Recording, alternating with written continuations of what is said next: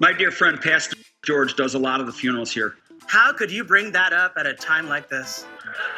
Can't you see I'm at my mother's funeral right now? Everybody, welcome to the Believer's Voice of Victory. Pastor George is back with me today. Pastor George is back with me today. Pastor George is back with me today. Or I'm with him one.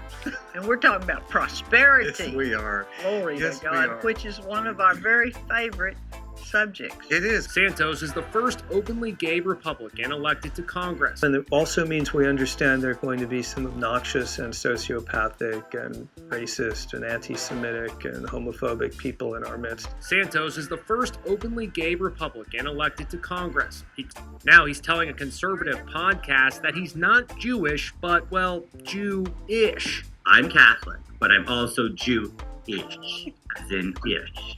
And I've made that joke because growing up, I grew up fully aware that my grandparents were Jewish. That comment is getting Santos a lot of mockery today. And I never claimed to be Jewish. I claim to be Jew-ish. I think a lot of people are going to have one some of the thoughts many on stunning there. revolutions. And it also means we understand there are going to be some obnoxious and sociopathic and racist and anti-Semitic and homophobic people in our midst. Santos is the first openly gay Republican elected. Now he's telling a conservative podcast that he's not Jewish, but, well, Jew-ish. I'm Catholic, but I'm also Jew-ish. Just last month, he spoke to the Republican Jewish Coalition, repeating claims his family fled the Holocaust, fleeing Belgium to Brazil in 1940.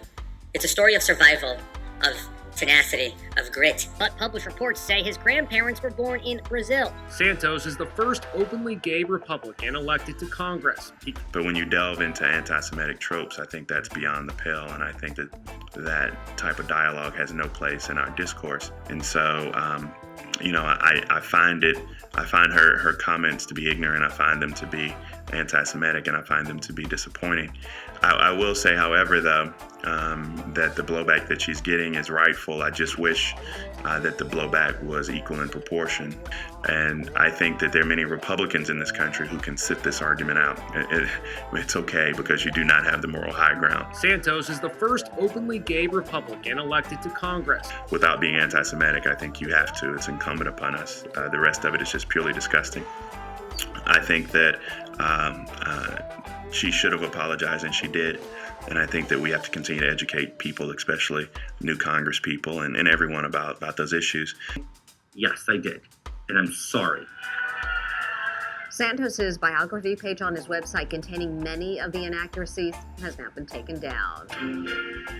Republican Congressman-elect George Santos is being accused of fabricating major portions of his resume.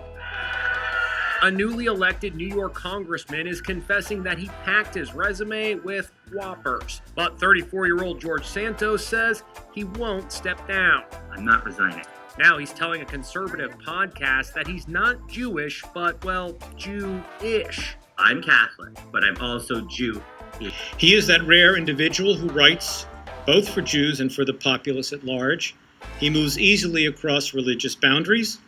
Amongst his many honors is the degree of Doctor of Divinity, honoris causa, conferred upon him by the Archbishop of Canterbury, the Right Honorable Reverend George